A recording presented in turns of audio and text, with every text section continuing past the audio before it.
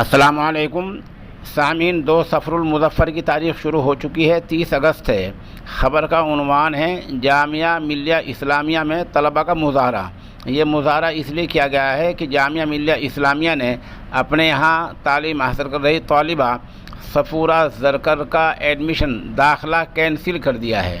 इल्ज़ाम ये लगा कि उन्होंने फ़ीस वक्त पर नहीं भरी है और ये कि जो उनका चाल चलन है, किरदार है, वो जामिया के उसूलों और ज़ाब्तों के मुवाफ़िक़ नहीं है। वहीं से बिलाल मंसूर हमारे राब्ते में हैं। पूरी खबर आप देखें, वीडियोस देखें और ख़ास तौर पर सफ़ूरा ज़रगर का वो इंटरव्यू देखें जो बिलाल मंसूरी साहब ने ख़ास तौर पर लिया है। मैं हूँ बिलाल मंसूरी और जामिया मिल्लिया इस्लामिया की एक स्टूडेंट जो एमफिल कर रही थी सफ़ूरा ज़रगर। जामिया मिल्लिया इस्लामिया ने उनका एमफिल का एडमिशन को कैंसिल कर दिया है और जामिया मिल्लिया इस्लामिया ने अपने जो एक नोटिस में बताया है कि उन्होंने उनकी एक्टिविटीज़ फुलफ़िल नहीं थी और उन्होंने समय पे ये असाइनमेंट जमा नहीं किया था। लेकिन इसके अलावा सफ़ूरा ज़रगर का अपना एक तर्क है। तो मैं सफ़ूरा ज़रगर से बात कर रहा हूँ। हमारे साथ सफ़ूरा ज़रगर हैं। सफ़ूरा ज़रगर बताया गया है कि आपके असाइनमेंट समय पे जमा नहीं हुए थे। तो ये जामिया एडमिनिस्ट्रेशन झूठ बोल रहा है या फिर एक बहाना उसने ये बनाया है? देखिए, आप अगर नोटिस ध्यान से पढ़ते हो तो उसमें क्लियरली ये लिखा है कि उनके हिसाब से मैंने अपना थीसिस टाइम में सबमिट नहीं किया।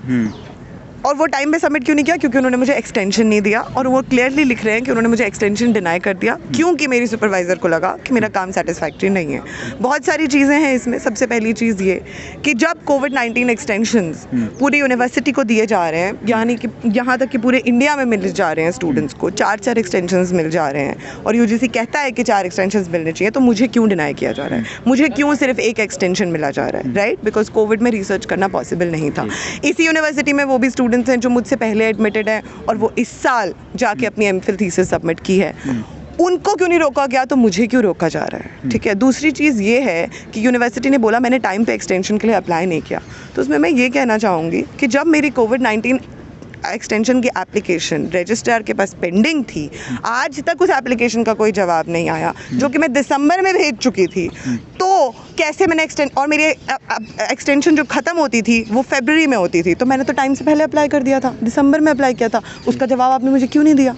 उसके बाद यहाँ तक कि मेरी कुलविंदर कौर ने मुझे बार बार बोला कि कोई एक्सटेंशन आपको अवेलेबल नहीं है।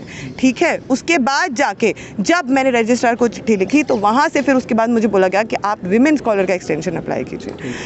अब उन्होंने अगर बोला कि आप अप्लाई कीजिए और मैंने अप्लाई कर दिया और उन्हें एप्लीकेशन एक्सेप्ट कर ली, इसका क्या मतलब है कि मेरी एप्लीकेशन एक्सेप्ट हो गई? तो मतलब मैंने एक्सटेंशन के लिए अप्लाई कर दिया as per said by the HOD and the department.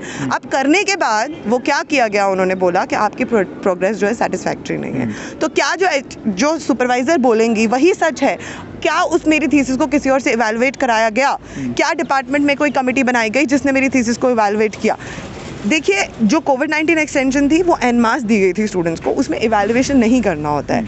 इस वजह से उस एप्लीकेशन को रिस्पॉन्ड ना करते हुए, डेलिबरेट डिले कॉज करते हुए मुझे ऐसे एक्सटेंशन के लिए अप्लाई कराया गया जानबूझ के, जहाँ पे इवैल्यूएशन चाहिए होता है, ताकि एप्रोप्रिएट टाइम पे उसको रिजेक्ट कर दिया जाए। 8 महीने लगे उनको गया, उन्होंने बोला कि आपकी प्रोग्रेस जो है सेटिस्फैक्ट्री नहीं है। तो क्या जो सुपरवाइज़र बोलेंगी वही सच है?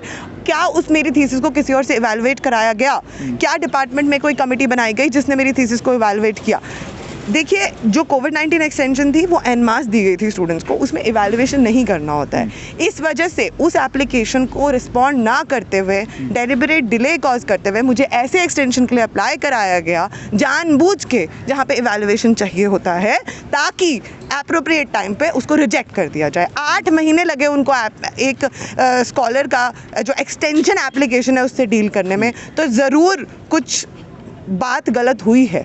अब जो नोटिस आया है वो कहता है कि in anticipation of the faculty committee. इससे ये बात साफ जाहिर होती है कि फैकल्टी कमेटी अभी हुई नहीं, बट डीन पहले से उनका फैसला जानते थे। उसी तरह से जब DRC और BOS हुई उससे पहले उनको उसका फैसला पता था। उसी तरह से मेरी एक्सटेंशन एप्लीकेशन से पहले वो लोग माइंड बना चुके थे कि हमें सफ़ूरा को एक्सटेंशन नहीं देनी चाहिए थी। इस तरह से हर स्टेप पे जो ड्यू प्रोसेस है उसको फोरगो किया गया, just so that I can be thrown out of the university. एक यहाँ पे आपने बहुत बड़ी बात कही है कि आपको दूसरा मौका दिया गया था। दूसरा मौका आपको दूसरा नहीं, मुझे 3 मौके दिए। 3 मौका दिया गया आपको। एक वुमेन वाला दिया गया था और एक्सेप्ट किया गया। आपकी एप्लीकेशन एक्सेप्ट कर ली थी, अभी आपने बताया। और उसके बावजूद आपका रिजेक्ट कर देगा, यानी एक जी। प्री प्लान था। जी। नंबर एक बात तो यहाँ पे जामिया प्रशासन के सामने यही बात आती है। दूसरी बात, हम देखते हैं कि अक्सर जो है स्टूडेंट्स अगर फेल होते हैं तो उनको बैक पेपर देना पड़ता है, लेकिन एडमिशन कैंसिल करा अभी तक हमने नहीं सुना था। तो जाहिर है ये किसी ना किसी राजनीति के तहत आपके साथ ऐसा हो रहा है। देखिए, एमफिल में कोई असाइनमेंट्स नहीं होते, कोई टेस्ट नहीं होते हैं, और यहाँ तक कि ऑर्डिनरीली अंडर ऑर्डिनरी सर्कमस्टांसिस भी कभी सुपरवाइज़र ऐसा नहीं कहता कि प्रोग्रेस सेटिस्फैक्ट्री नहीं है। आपने 3 साल में मुझे क्या सिखाया? अब आप 3 साल के बाद, जबकि सारी प्रोग्रेस रिपोर्ट्स पे आप अच्छा रिमार्क्स लिख के दे रहे हो, फाइनली अब जब एक्सटेंशन देने की बारी आ रही है तो आप मना कर रहे हो। तो वाई जो सुपरवाइज़र ने अपना डिसीजन सडनली क्यों बदल दिया? मतलब this is a very important question to raise. वही तो, मतलब किसी राजनीति के तहत आपको लगता है ऐसा क्यों हुआ? या देखिए, ये तो मैं नहीं कह सकती। आप उधर सोशियोलॉजी डिपार्टमेंट जाइए, वहाँ पे प्रोफेसर कुलविंदर कौर, प्रोफेसर मनीषा पांडे, उनसे ज़रूर ये सवाल कीजिए। अच्छा, आपका एडमिशन अब कैंसिल हो गया है, आपका जी। धरना प्रदर्शन जारी है, तो अब आप अगला कदम आपका क्या है इस धरना प्रदर्शन के अलावा? देखिए, धरना प्रदर्शन जो है वो स्टूडेंट्स का है और स्टूडेंट्स का हक है। तो चाहे मैं इस यूनिवर्सिटी में रहूँ या ना रहूँ, मुझे ऐसा लगता है इस यूनिवर्सिटी से आवाज़ उठती रहनी चाहिए। एक बात ये भाई आप बता दीजिए कि अक्सर जब हम सुनते थे किसी का बैक पेपर लगता था, आपका बीच में एडमिशन कैंसिल हो गया, ये अनोखा आपके साथ हुआ है? थीसिस में पेपर नहीं होता है, तो I am sorry, this is a very hypothetical question, I can not answer that. Thank you so तो ये थी सफूरा जरगर जो अपनी बात का जवाब दे रही थी। धन्यवाद।